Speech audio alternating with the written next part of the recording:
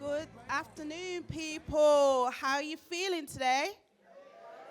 Oh, nice. That's lively. I like that feeling. Keep that energy going. So, how are you feeling with the whole Black British Book Festival being here today? In it, Manchester. Sorry, I'm from Birmingham, so you can hear my accent. Yeah. So, thank you for coming today. We've got a packed afternoon. Well, packed morning. It's been on since morning. We've got some exciting guest speakers to come and speak to you today to talk to you about resilience. I think we need it more today, more than ever. Yeah. So we've got some really good authors here. As you can see on the table, we've got their books displayed. So please go to the back and purchase your books. Yeah, it will really help them. Yeah, and it'll be a good read. Yeah, to help build up your self-esteem. So thank you very much. So we are proud to uplift and showcase the incredible talent within our community. And yeah, we invite you to join in championing Black voices. And please do stay connected on our social media. So everything Black British Book Festival. So whether it be Instagram, whether it be X, yeah, and all of that, please follow us on there. Okay, and we try to follow you back if we can, yeah. Next we have on the panel, Writing Black Lives, Tales of Resilience and Identity. Everybody say, woo! Woo! That sounds black, right? So featuring Waal. Please correct me. Yeah, please. Lizzie Damitola Blackburn, Jeffrey Boakye, I'm sorry, thank you, and Cebo Campbell, and chaired by Esther Liz Carroll. All right, please. Bring them on. Thank you. Yeah, go on. All right, well done. There we go. Here. You're here. Hello, everybody. Welcome. Lovely to see you all here. Such a great turnout. I'm Esther Liz Carew. I've got many hats. My most literary hat is that I'm on the Board of Trustees for the Portico Library down the road. If you haven't been, I do encourage you to go. And I'm really honoured to be here in such esteemed company and such a broad range of Black British writers. Sorry, not British writers, we're international. We've also got a writer here from the US. Talking about writing Black lives, tales of resilience and identity. So I think to kick it off, I'm going to talk to you all about this idea of resilience and how it's manifested itself in your lives as a writer, whether it's the way in which you write, whether it's how you've brought your stories to the world. So if we start on the left... You're looking at me? Yeah, right, we'll start with Jeffrey, yeah. It's a hard job, all right. Resilience? Yeah, resilience, how's it manifested in your work? The thing about resilience that always gets to me is that it's not fair. Okay. Like, it sounds really basic to say, but you shouldn't have to be resilient. That means you're withstanding something which is difficult or traumatic, yep, or which is causing you harm, and you're making it anyway. So it's a quality, and it's something that people look at and go, wow, you've been so strong, but the conditions that made you have to be strong in the first place might not be fair. Does that make sense? Yeah, absolutely. So it's like, on the one hand, like being black, being a black professional in the modern West, the modern post-colonial, post-imperialist, capitalist West, that's a lot of syllables, is a state where you sort of have to be resilient because white supremacy has made it thus since like the 1660s, right? So the problem you got with that is that you are having to wake up and put the backpack on. Like, you've got to be ready. You've got to take that sharp intake of breath just to be in certain spaces. And what that does to you is it sort of toughens you up, but at the same time, humans are vulnerable. So I feel like understanding the situation that makes the resilience happen, that's important. What do you reckon? Okay, that's interesting. Thank you. Sorry, that was very combative of me. That's not. I'm so resilient. I was just like, now it's your turn. Go. It's a very valid answer. Thank you. I've been battle scarred. You can tell, can't you? So, Kit, do you want to take up that question? Personally, I can't believe we're still having to be resilient. I think a lot of us who did lots of this, what we called anti-racist work back in the 70s, thought things were getting better, thought you were making changes, thought that eventually, I'm 64, and the idea that I'm doing is having the same conversations that I had when I was 18 is so surprising to me. And resilience is something that you can't measure how much you're going to need. You can't say, okay, I'll do that because then it'll be better, because it won't be better. I see a lot of people here my age, and you know, the marches, the petitions, all that shit that we did, and it's almost as though, why did we do it? Because we are having the same conversations about the same issues, and I can see that we're going to be doing that forever. And if you look at other countries, for example, mentioning no names, they've actually gone backwards, pre-70s attitudes and laws. And so that sense of having to be resilient still is what appalls me and makes me gear up for the fight, because it's not like you can put it down. What do? Do you say, I'm not going to do it? No, you don't say, I'm not going to do it. You have to do it. You have to do the work. You have to do the work internally. You have to do the work with your children, with your friends, with people you work with. You have to do the work. But my God, I'm tired of it. I cannot believe I'm doing it. I will continue to do it. Thank you.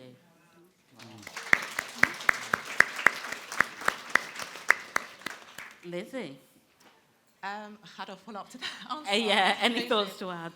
So how do I... How does it manifest in the way that you work, or how you've brought your work to the world? I feel like to be a writer, you have to be resilient anyway. It's it's very all-consuming, and it takes a lot of like commitment and discipline. So in my second book, The Rewrite, Temi, the British Nigerian protagonist, she's a writer herself, and she aspires to be a published author. And she's very resilient to achieve the goal, but in that process, she kind of like loses herself, and she kind of has like an identity crisis, because she feels like if she doesn't make it, then what is that, what is she worth? And I kind of grapple with those feelings as well. And so I guess to be resilient, you have to kind of like just remember who you are, and remember that, I'm more than just a writer, and that, I was born to do this. I was born to tell stories, ultimately, that will resonate with people. Thank you. I would say, Kit, when you said the countries that are going backwards, I was like, I want to put I can't imagine why. I certainly wanted to just walk off the stage.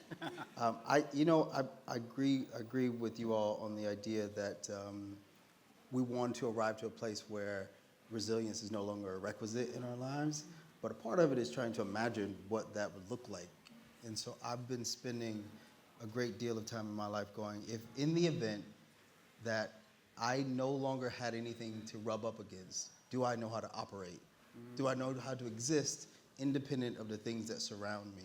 And I don't know if I do, but I'm trying to figure it out, right? I'm trying to spend days where I'm going, if I'm free to move, and capitalism isn't an issue, whiteness isn't an issue, traffic isn't an issue, right? What am I doing, and how am I going to exist? And the exploration of that, the ability to sort of imagine it in your mind, is then the prerequisite to its actualization. And so I'm in that space every day. I'm sure many of you know what my book's about. This will Please be elaborate so fun. for those who It's gonna be so don't. fun. Okay, so in my book, it's set in a world in which every white person in America walks into the ocean and drowns all at once. And it leaves the entire country to people of color to now figure out how to operate. And the idea is you have a complete construct that is both sociological, psychological, emotional, that is gone in a day. And now we have to figure out how to occupy spaces that we didn't previously occupy. And it's very difficult to do that if you haven't imagined it before. If all you know is resilience, you will think you're still bashing your head against a wall. Mm-hmm. And I'm going, what does it look like when that wall is gone? Let's imagine that. Let's get beyond it. Wow.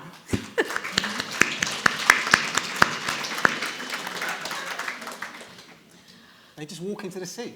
Straight on. The crazy thing is they're really good swimmers, but in this instance, they're not.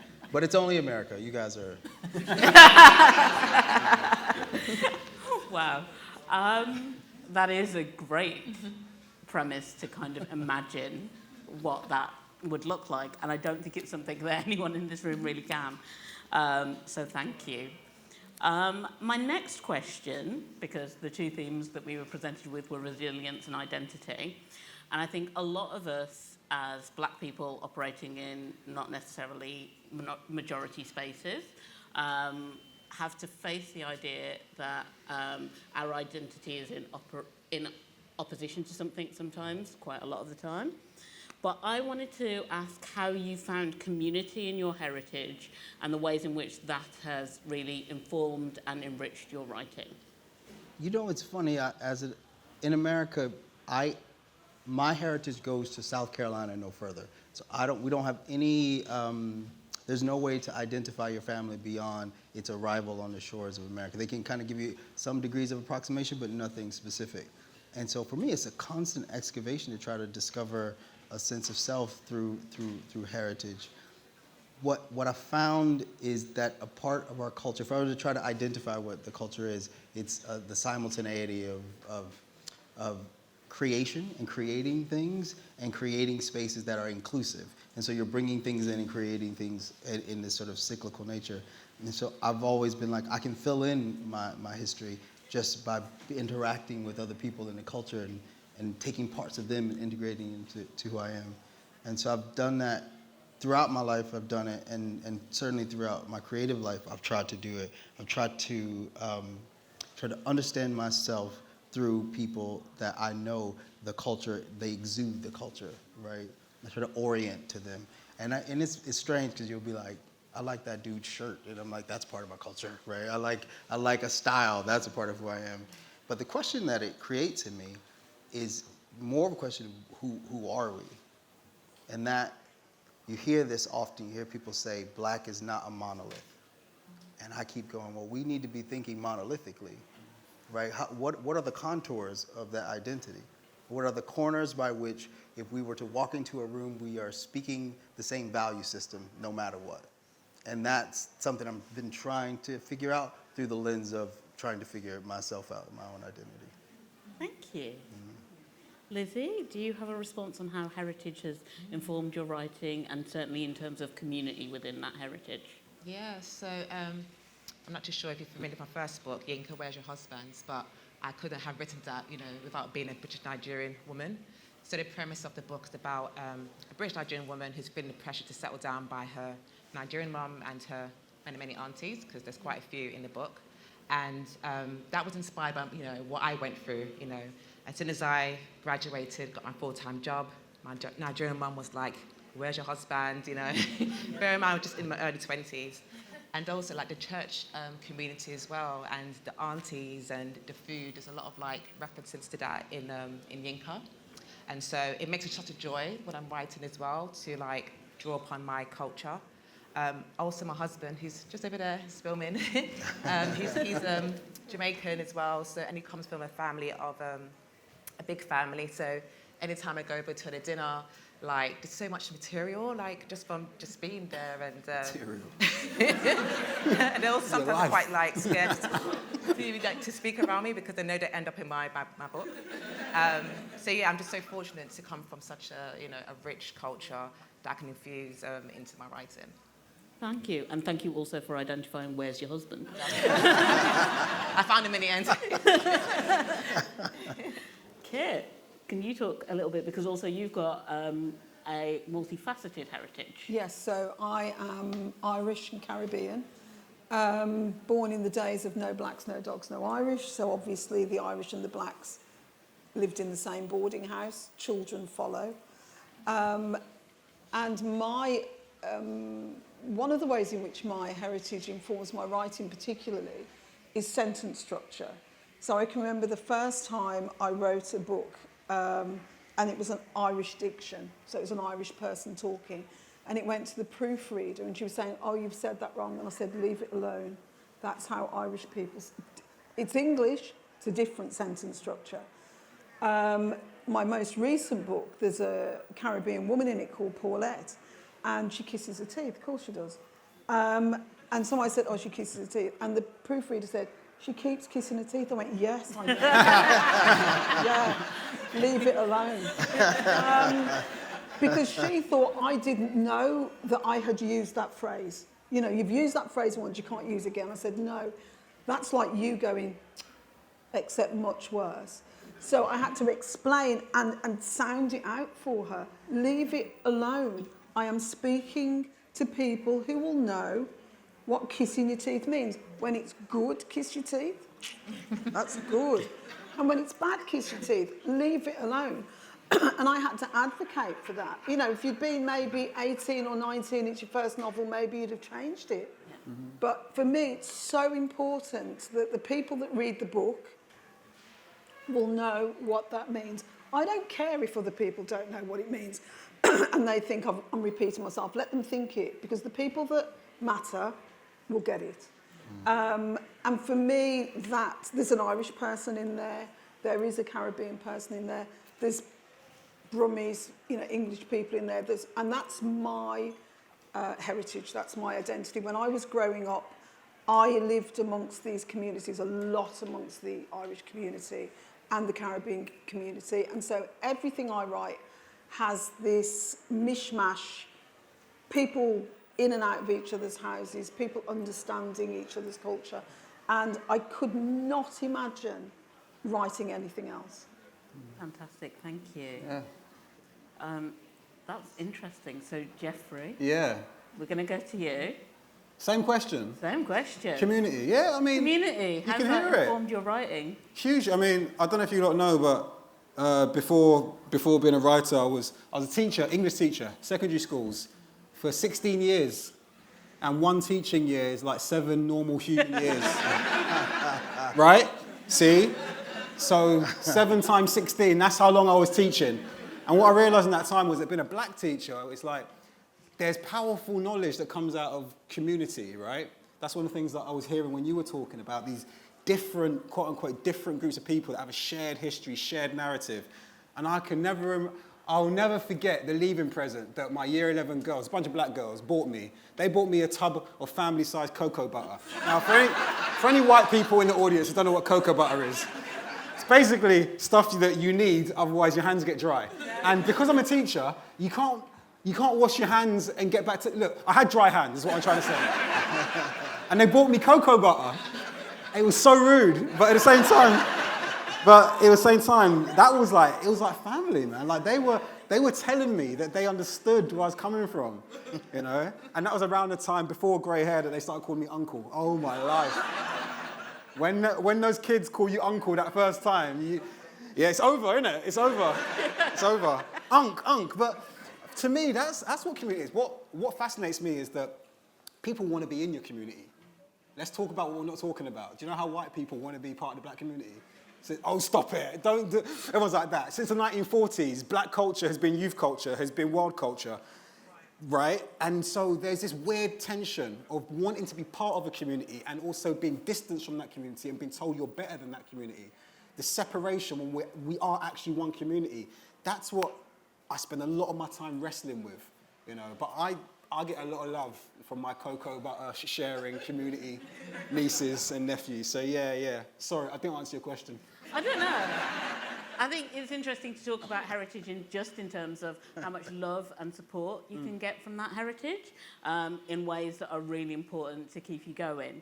Now, I don't know if any of you have been to any of my Q&As before. I don't ask a lot of questions, so this is going to be my last one. So I'm going to be going to you because I think I want to hear from you. I want to hear your thoughts. I want to hear your questions. So the mic's going to be coming around shortly. So my last question, which sort of intersects between resilience and identity, is the idea that writing when I grew up, the writing that I learnt in school, and this kind of links in with what Jeffrey was saying, didn't have a lot of people who looked like me, who sounded like me, who could relate to some of the experiences I had. A lot of the writers that I read I was forced to be exposed to a lot of heritage that wasn't the specific heritage that related to me. So I was listening to a poetry talk the other night, and the guy who gave it was saying that when he teaches, he thinks that everyone should learn about one author living and one author who's dead, and read every single thing they've done. And I'd be interested to know if that's something any of you have ever done, and in which ways do those writers that you know so much about and know all about, how have they spoken to your heritage or spoken to something that's not in your heritage that have made you learn something? So I'm going to start with you, Lizzie. I haven't done that actually, but so the author that came to mind that I've read quite a lot of her work and got me into writing is actually a white person, is Jackie Wilson. And I think she's a fantastic children's author. In terms of one that has died, I love Maya Angelou. I think her writing is beautiful. I love the fact that she doesn't conform to what is good writing as well. Like she plays around with grammar and syntax and punctuation and things like that. In terms of one that's living, I think because it's fresh in my mind, I'm currently reading Bolu Babalola's second book, so Sweet Heat, which is a pre-sequel to Honey and Spice. Absolutely amazing, and I'm really inspired by how her writing has evolved as a writer, and how she's very lyrical and very vivid and specific with her emotions and descriptions as well, and how that's made me feel as a reader and a writer. So I'm definitely learning as I go as I read her work. Thank you. All of my favorite writers are dead, so... Okay. Except for y'all. Give me You guys some are that dead. talk to heritage and identity.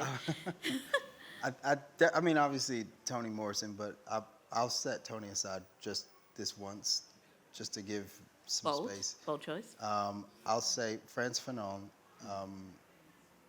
just because there's so much being revealed, both in terms of education, but also passion, anger, intensity that I think gets displaced when you live in a world where you can't be angry about things you should be angry about, where you can't react in the way you want to react.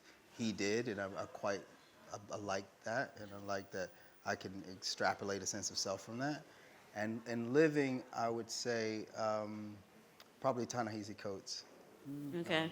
I think he's extraordinary, and I also think he exudes this interesting and I think necessary balance of being masculine and vulnerable at the same time, and we need that as much as anything. And I think both of them are they've begun to arrive to in their work this sense that in order to flip the patriarchy, we need to be thinking about a more matriarch society. So I love both of them for that. Thank you very much. Okay, on this side, Kit. I've read all of an Irish writer called Donal Ryan. I've read all of his work. I never read him when I'm writing because he's too good and I get intimidated. What I get from him is he writes about ordinary people. He writes with a lot of heart, very spare writing, so it's not very flowery, it's not very descriptive, it's just plain and simple. Very Irish, always set in and around Tipperary and Limerick. And I've probably read all John le Carré and all of, he only died recently, so all of Graham Greene and all of Arnold Bennett. I get obsessed. So if I get obsessed with a writer, I want to read everything they've read. And it's normally for enjoyment, but obviously you can learn a lot about the craft of writing from the way that people wrote years ago. So years ago, when there's no social media, no telly, books were meant to be lingered over. They were meant so that there would be a lot more description, there would be a lot more history, digressions. If you think about something like Vanity Fair, a man would walk past on the road and the author would follow and tell you all about that and then come back to the story. A lot of us and a lot of the world doesn't have the patience for that kind of storytelling like Dickens anymore. And there's a lot you can learn from the lingering on the page, not being so quick to finish. And I love that. I don't do it in my own writing, but I love the indulgence of a lot of words. Thank you. And it's just reminded me of all the Irish writers that I've read as well. Yeah. Because I was thinking, actually, who have I read everything of? Probably Maeve Binchy. Yes, yeah, and she great. really brings family in a way that I think is very reminiscent of a lot of black storytelling. Yes. Jeffrey. Yeah. I love Andrew Levy. I was kind of thinking of who is my like banker. Like, if I pick up one of those novels, I'm gonna love it every time. Andrea Levy is a big one for me because it's just she does the human thing so well. Like, human beings going through things linked to big world situations, big identity things, big class things, and she's got these set pieces that are just like delightful. That's a very literary word, isn't it? Yeah. Delightful. Bernardine Evaristo, just because, again, when we talk about resistance, that's someone that has made that part of their brand, like someone that's counter everything and had to really fight, you know, to the point of winning half a Booker Prize. Can you imagine that? You know? I'm saying all the wrong things today, aren't I? No, she won the Booker Prize, but she shared it that year, you know. And what she does with her form is, people use the word fearless a lot, but it just means not conforming to expectations. And as a writer, it's one of the most bold things you can do in a commercial space. You'd have to do something like write a book where all the white people in America walk into the ocean. Like, to really push the boat out, you have to do something wild like that. We're all going to buy that book. Like, you can just tell. You can just tell. Yeah, but yeah, so yeah, those are two. Fantastic. Thank you very much. And this is why I like talking to writers, because you are the best read people there are. Right, so I don't know, have we got a roving mic in the room? We do, we've got some roving mics. Do we have any questions in our audience? I see one over here near the microphone, then we're going to move into this central area, and then we'll move over that way. So if we start over here, thank you. Hello, good afternoon. Yes, this is for Jeffrey. I'm a youth and community work practitioner in Manchester for over 20 years, so really understand the importance of pro-social modelling, informal education and such. So within that, I wanted to ask, when did you start writing books? Was it before, during or after your 112 years of teaching English? And what impact did it have on the young minds that you taught, if they indeed knew that you were writing books, or how did it change the way in which you taught the subject? Okay, I started writing books on the sly. When you're in schools, if you've got a notebook and you're writing in it, people just think you're doing work. I wasn't, I was writing a book, so there you go. So I wrote my first book at the same point that I had my first kid, and I was like full-time teaching, so when you run out of time, you realise how little time you got left, and that's what made me want to start writing books to be published. But I've been writing my whole life. Anyway, one of the things that I realised as I was writing my second book while I was teaching full-time was that education is just like one of the table legs of society. And society actually needs to be shaken up, and it needs to be, told what it is. So I was part of a system that was upholding some really problematic, deep-seated things, like, the class system, like white supremacist colonial thinking, like British imperialism. I was literally teaching that knowledge that was keeping society in place. So when I started to interrogate that, I realized that I was shaking one of the table legs of society. And if I rip it out, society's going to fall apart. And I'm like, I'm going to lose my job over this, aren't I? Because I can't be a teacher and uphold the system and destroy the system. But what was amazing was when I let that into my teaching, because when you write a book, because you're going to write a book, aren't you? Well, you're writing one now. See, she's on her way out teaching. All right. Me and you will talk real after this. When you write a book, scary thing, people read it. And when I wrote my first book, my colleagues were like, wow, Jeffrey, this has been in your head this whole time. And they meant to say, wow, Jeffrey, you've been black this whole time. There were no clues. I was in tweed blazers and carrying Dickens. And no one knew I was black. It was my little secret. So then they realized I was black, and the cat was out the bag, and I brought it into my teaching. I changed my curriculum, and it galvanized my teaching in ways that I could have never predicted. So that's what writing did for me as a teacher, yeah. Thank you. Great question. Okay, I saw some hands in this area. Okay, if we go to person in the cap here, and then we've got a couple behind after that. So this question probably for all the panel. So over the next 4 years, the American government's probably going to undo what's been achieved for the last 300 years. So as creative writers and creative people, what do they feel the response should be? I'm not answering. Our resident US. I'm going to start with Kit because you touched on this idea of doing what you do. I think it's really important that we look and see what's happening over there, support those people that are resisting, but not lose sight of the fact that that's over there. We can't do much about it. It's not like this country's fixed. So any resistance energy that we have, I think we put that into this country, changing where we can, tend the garden where we stand, which is a phrase I always use. If you're standing in a space, change that space first.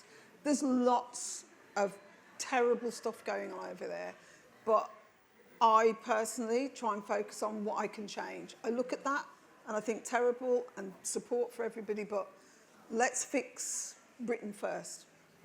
Britain first. Never quote me on Britain first. Never quote me on that. But let's fix our communities first. That's a full sentence. Okay.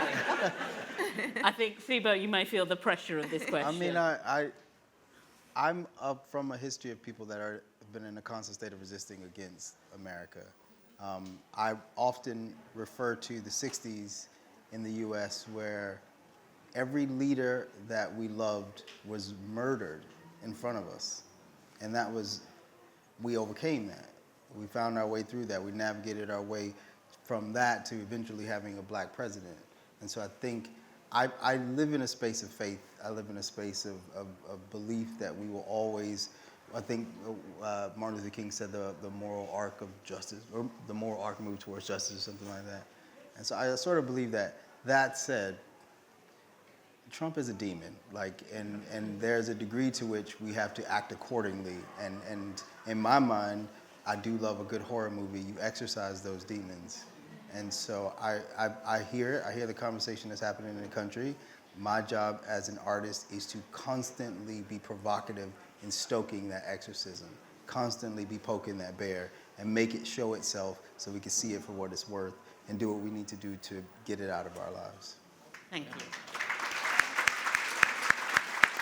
I feel like we're gonna have a lot of questions, so I think those two answers have been beautiful, and we're gonna move on to another couple. But also, I will mention there is the Malcolm X conversation later on this afternoon with Kay and Day Andrews. So for those who are interested in American resistance, I think that's probably a great place to start. We had a question at the back. I think you've got your microphone. Hi, how are you doing? Just a question for when you guys first started writing. You know, when it's time to go through the publishing route, getting a literary agent, stuff like that, they have that conversation where we want black authors, we want black stories, but they're looking for a certain type of black author and a certain type of black story. You know, the ones that can be in like Waterstones and this, that, and the other.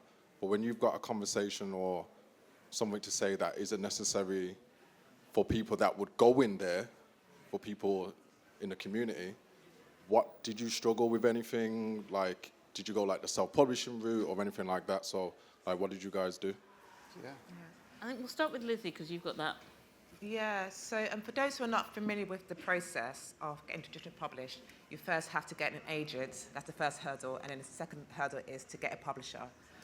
So luckily, I was able to skip all that because when I did the first draft of Yinka, I applied for a competition with the literary consultancy, which they run every year, called Pen Factor. And to my surprise, I won. I didn't expect it. I just wanted to be longlisted. And on a panel of judges was an amazing woman called Nell Andrew, and she's an agent.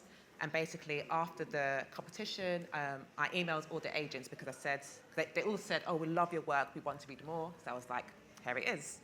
And Nell Andrew was the only one who invited me to her office. And to cut a long story short, she asked to see, I think, 50 more pages and gave me some feedback. And then she offered me representation. So I would say competitions are a good route to get your work out in front of editors and agents. Murky Books, which is an imprint of Penguin, which was set up by Stormzy, they have a competition as well. So maybe apply for that too. So there are other avenues, network, even reach out to other authors as well. So Shani Akila, she published her self-collection, short stories collection last year. And she DM'd me on Instagram, and she also DM'd Bolly as well. And then Bolly put her in contact with her agent. So don't be afraid to like reach out to other black authors. Like, we should be, willing to help each other. I know someone was to DM me, I will definitely respond. So think of other like avenues to put your work out there.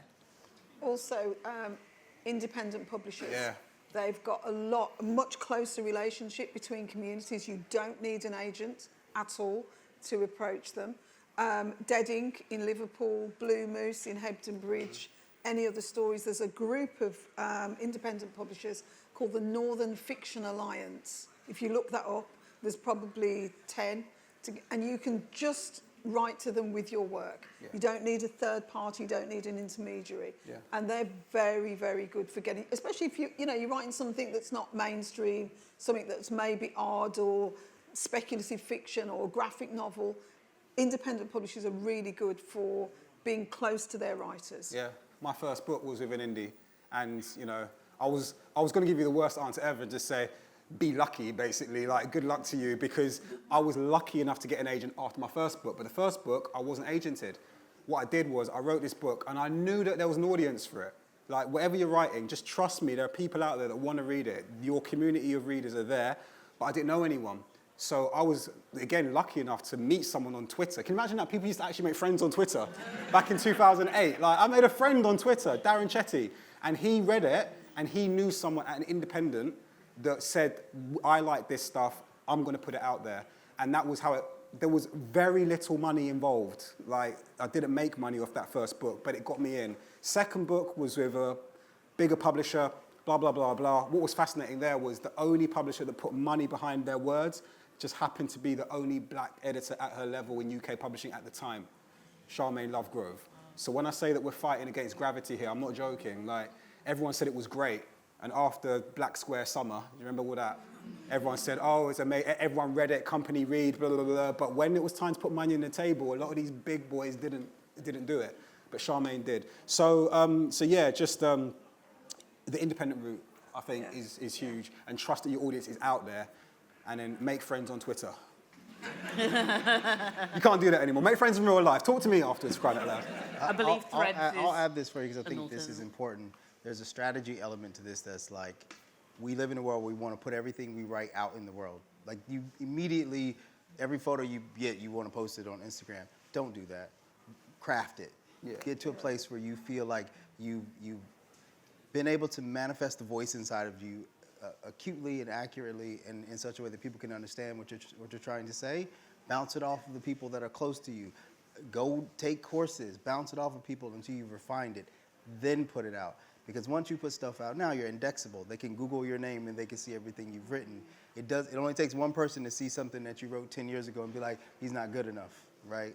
So craft it. Like, get to a place where you feel confident in what it is you're saying as a part of the strategy of getting it out in the world. Thank you.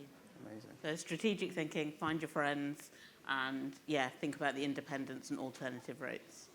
Okay, I think there was another question over in this area. Yes, there we go.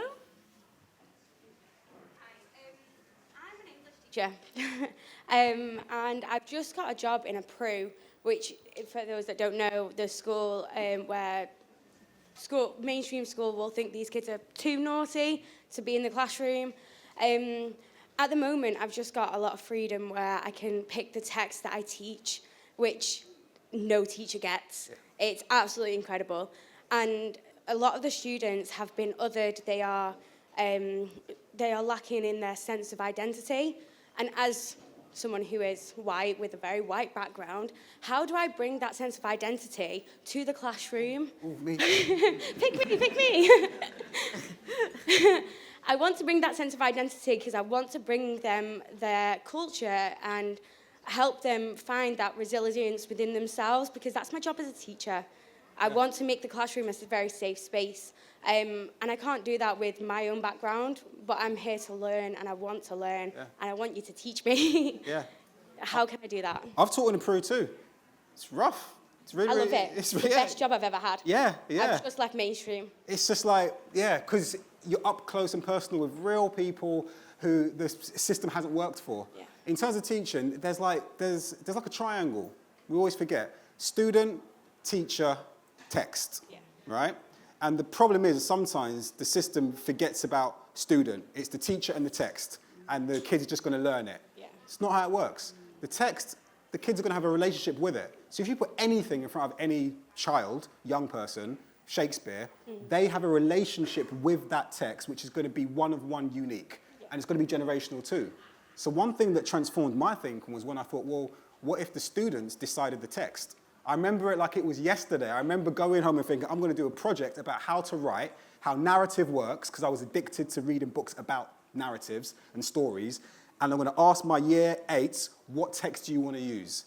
And some of them chose Harry Potter, some of them chose this, that, and the other. One kid who, you know, was one of the naughty, quote unquote, I hate that label, he said Scarface. And I'm like, mate, it needs to be a book. And he was like, all right, Scarface. I'm like, all right, we'll do Scarface then. But it was amazing because that text meant something to him. And he saw things in it that were of relevance and that linked to his life. And I could then see that text. And I learned a bit more about him and about his generation, his community. And that triangle, it gets stronger when you actually bring them in. So take that exact same question, take it to the kids. In fact, you can probably do it without taking it to the kids. You know them already. The thing is with the kids, their reading ages are between the ages of 5 and 14. The year 9, year 10s. None of them have picked a book up in their life. Yeah. So I've got that job now where I am finding authors and I'm finding books that represent them because there aren't many. And within the curriculum, there's nothing. The reading ages is one thing. Their story ages are timeless. Yeah. Humans are addicted to stories. Books are a proxy for a story. You can experience a story in many ways. I know the statistics. 78% of our incarcerated population just happen to have the reading ages below an 11-year-old. That's not an accident. That's a social justice calamity. So I know exactly what you're saying about access, but this isn't about phonics. This is about stories and about lives and perspectives. Sorry, I'm hogging the panel. Can I give a shout out for audiobooks? Yeah. Because some great narrators out there, really good. And it can be embarrassing for children to say, actually, I know I'm 13, but I can hardly read. Bad experiences at school, being made to feel embarrassed about what they can't read and they can and I can't. So audiobooks are really, really good for that. And they're free from the library. There's loads of other organisations that give them away for free. Listening Books is a charity that will give audiobooks away for free. So that's a really, really good, and it's easy, it's not, it's on your phone. Anything to do with the phone is popular. So that kind of thing I think is great for kids that are vulnerable readers. Very much. you. Yeah, and graphic novels as well. Yeah. Absolutely. I don't teach anybody anything. So I agree. I do think the audiobooks are pretty profound in that there's the literal reading something, and there is the exercise of learning to train your eyes to move through these pages. Give them a piece of text and have them listen to the audio simultaneously, and they'll start to associate the imagery with the words they're seeing on the page. Thank you very much. As well as a shout out to graphic novels, I also want to give a shout out to poetry, because actually poetry can help them access things and is quite short form. And I know the form sometimes is quite intimidating, but I think there's a range of poets as well. So not just long form writing, short form writing. Now, I think I saw a question over here as well. There's one there. You got one straight. Okay, we have a question directly in front of me. So keep your hand up until the mic comes to you, please. You got it. Fabulous. Thank you. My question is actually for Lizzie. How much control do you have over choosing the narrator of your audiobooks?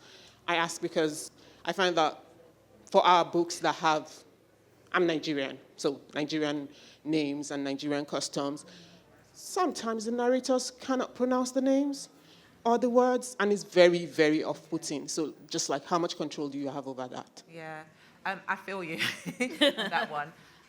So in my experience, my publisher would bring like a shortlist to me, and then they will also like send me the audio reel as well. And so I'll have a listen to it, have a read of their background, and choose one. But the list is already like kind of pre-decided. I don't know with you guys whether your process has been any different. In the U.S. it's a little bit different. I think they are kind of trying to create more of that. They want different phonetics in the work. They want it to sound a bit different, and they want the differentiation of culture in the work. And so that's selling right now in the States. So when stuff arrives and it feels, they don't even know what they're reading, and they're like, this is great. And so that, it hasn't been problematic for me in any way. Yeah, but I think also, just to add to my point, one thing I do emphasize to my publisher is that they have to be able to do the accent correctly. Because what I don't want is for the Nigerian accent to sound like a caricature, or like they're kind of like fueling like stereotypes and stuff like that. So that is something that I do kind of feed into my notes before they, go and seek the actors or actresses. Thank you very much. Kit? I've just been through this process of choosing the audiobook narrator for mine, and the first time they gave me the shortlist, there were 7 Nigerian names on it. This woman was born in the Caribbean. She's born in St. Kitts, and she moved to England when she was 12. And I said no to all of them. I want a Caribbean narrator with that inflection that we know, that I will recognise. And I don't know if these Nigerian narrators could have done it, but it was important for me to have, and I'm going to use this word, West Indian, because that's how I was brought up, in a West Indian old school household. It's set in the 70s, and I wanted the narrator to go, I know that front room, I know the fish, I know the doily, I wanted her in her head to go, I know that room. And then she would have the right diction, she'd have the right sentence structure, she'd get it, she'd get the jokes. And so they sent me a new shortlist, and I've got someone great. Oh, fantastic. I'm very happy, yeah. Oh, that's great to hear. And do you think that's something that's happened because you're much more established and you have more control over your career, that you felt able to say Yes. no? Yes. Absolutely. So, yeah, take control. Absolutely. I think,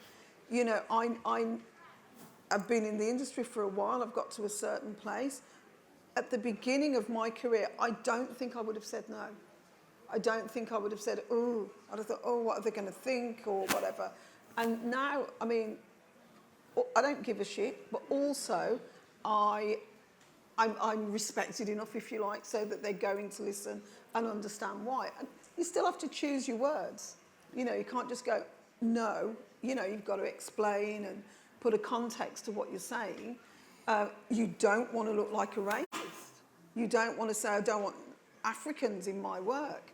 You're saying, this is why, here's the rationale, and it's understood and appreciated. But I think it's important for all writers, no matter where you are in your career, to make sure that what goes out into the world is representative of you. You get one shot. They're not going to do me another audiobook if I get it wrong. So you do have to make sure that you're proud of your work. When you hear that voice, you go, yeah, it's right. Because like I say, you've got one shot. Thank you. Do you have any thoughts on this, Jeffrey? I didn't even know you could choose. You're sitting next to me balling over here. Like you get to pick from a list. Yes. Oh my life! I need to write some more books or something. I need to go on Strictly or something to become a real celeb. No, the first 2 books that was chosen for me. Then the rest of them I did myself. So that was tough because I hadn't stopped to think hard about who these characters are going to be in terms of their voices. But yeah, I definitely hear you that it would be awful. It would be crushing to have the wrong voice. Yes. And you would feel as though something had gone really badly wrong. So yeah, it's definitely an important conversation, yeah. Cool. Okay, I need to do a quick eyeball check to check how much time I've got left for more questions. We've definitely got one over here, and I've got 5 minutes, so if we can have you, I think you're going to be our final question. Rapid fire. Ooh. Can you hear me? Okay, clear. So with regards to marketing of your work, with the way the society is now, everything is on social media. Prior to this, we used to think as upcoming writers that if you're doing traditional publishing, you don't really need to worry about the marketing, that the publishing house would take care of it. But I've come to realize it's not like that. So it's what would you say would be the major factor in how you market your work as someone that either wants to self-publish, as someone that wants autonomy and you want to represent yourself properly? to the society or to your readers and your audiences, even before you have that established rapport with people. Yeah. What's your name? Janoma. Say it again. Janoma. Janoma. I own a publishing or a marketing agency in New York City that works with luxury hotels. And I was doing that for 20 years before I got to my book. And I saw what they were doing on the marketing side, and I was like, all of you are fired. Everybody has to leave. I would tell you the number one thing, the biggest differentiator, and I think the thing that they lack the most is the ability to specifically target who it is you're trying to talk to. There's this blanket approach to it, and they will go, we're just going to put your book in every store, and it's going to resonate with everyone that touches it. But you know, as a person who enters bookstores, you walk in, there's 1,000 books in there, and if you're hoping maybe your cover stands out, or maybe they read the back of it, the goal is not to go top down, it's to go bottom up. Identify your audiences, and I mean specifically, picture them in your mind, picture their interests, their psychographic, and go, I'm writing to you, and they'll feel that. What they then do is to share that with every single person that also likes that type of stuff, and you build an audience from the ground up. When that happens, you're not talking about what is called conversion, which is the moment that someone pays for your book. What you're trying to build is advocacy. What you're trying to build is longevity. You're trying to make people loyalists. So whenever they see your name, it doesn't matter what you've written, they want that because it's you. You build that from the ground up. You build that through community. And so I would say orient yourself around the people that you want your book to resonate with and speak to them. Go to those conferences, interact with those people, identify those stores, those publications, like be specific, and that trust the long game and let it build its way into what you want it to be. I did that with this book, and this book has never been in New York Times, it's never been in Boston Globe, and you know, it's outsold everybody that it's been in the same season with, and it was only because I was very specific about who I wanted it to be for. I was on a panel recently, and they asked me, did you want white people to read this book?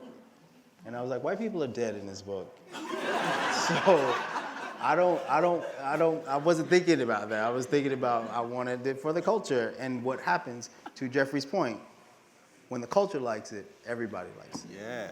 Yeah. So target your people. That's a good answer.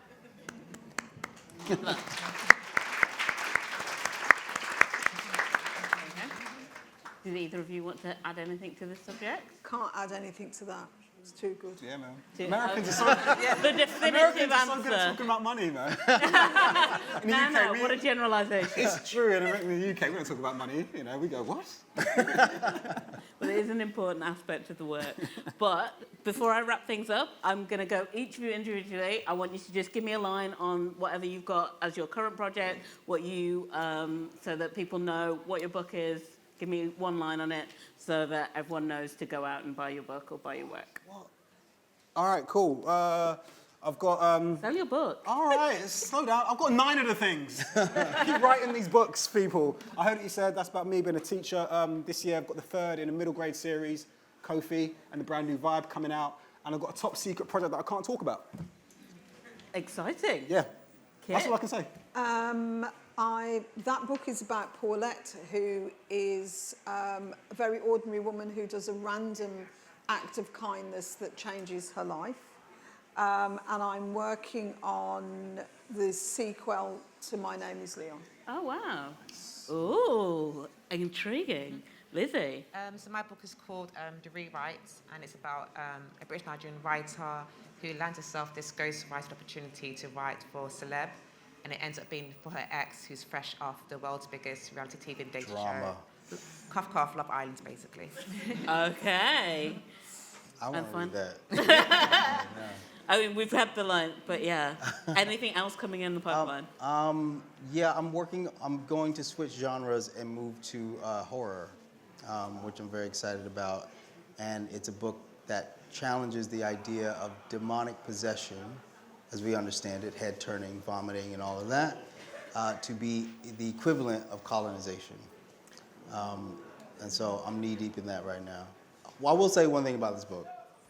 white people do dining, but what it is about this, it's about a father and an estranged daughter trying to find their identity over the course of a road trip.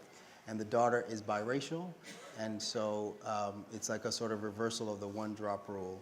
And I've had some fascinating conversations where people will, I've had a woman walk down the aisle like this, room full of people, come to the microphone, and she's like, I'm Jewish, am I dead? And I'm like, yes, you're dead. Wow. But it's creating these conversations where people aren't just oriented to my identities, but to their own. So yeah, I'll say that.